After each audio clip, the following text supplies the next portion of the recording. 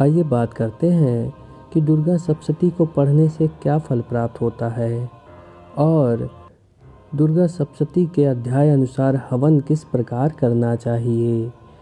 प्रथम अध्याय पढ़ने से चिंताओं से निवारण होता है। प्रथम अध्याय जो भी व्यक्ति पढ़ता है उसकी समस्त प्रकार की चिंताएं नष्ट हो जाती हैं और वह सभी प्रकार के सुखों को प्राप्त करता है।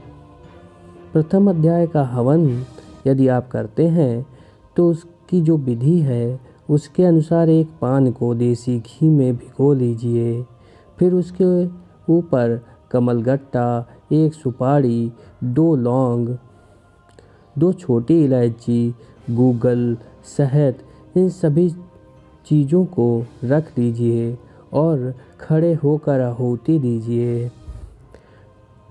तब आपको चिंता से मुक्त करने वाला यह प्रयोग करना होगा। इसी प्रकार दूसरा अध्याय पढ़ने से सभी प्रकार के मुकदमे, लड़ाई झगड़े समाप्त हो जाते हैं और उसमें विजय प्राप्ति होती है।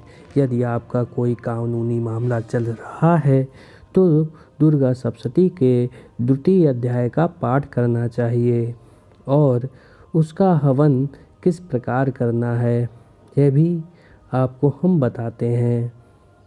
उसके हवन के लिए आपको सामान्य हवन सामग्री का इस्तेमाल करना है और गूगल विशेष तौर पर उसमें डालना होगा।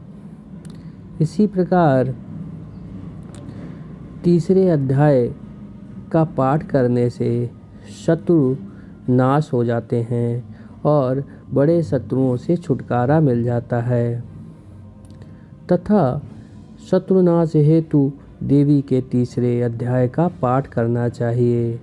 तीसरे अध्याय में यदि हम हवन करते हैं तो उसके लिए श्लोकों के अनुसार हवन करना चाहिए और श्लोक नंबर 38 का विशेष तौर पर प्रयोग करना चाहिए और शहद का उपयोग अवश्य करना चाहिए।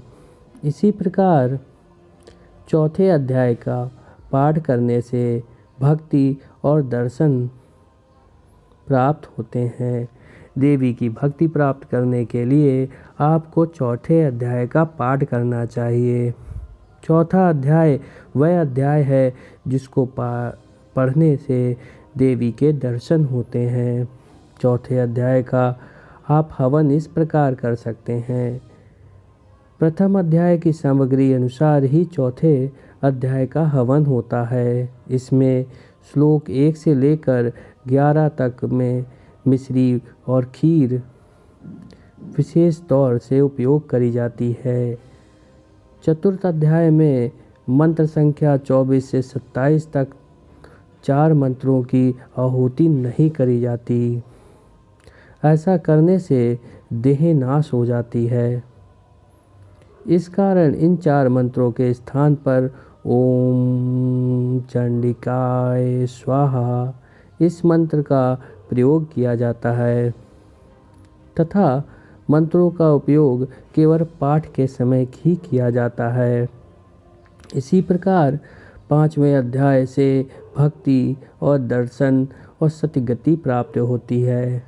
5वें अध्याय का हवन श्लोक अनुसार किया जाता है। इसमें कपूर व पुष्प व ऋतुफल का प्रयोग किया जाता है। इसी प्रकार छठे अध्याय का प्रयोग डर, शक और सभी प्रकार की बाधाओं को नष्ट करने के लिए किया जाता है।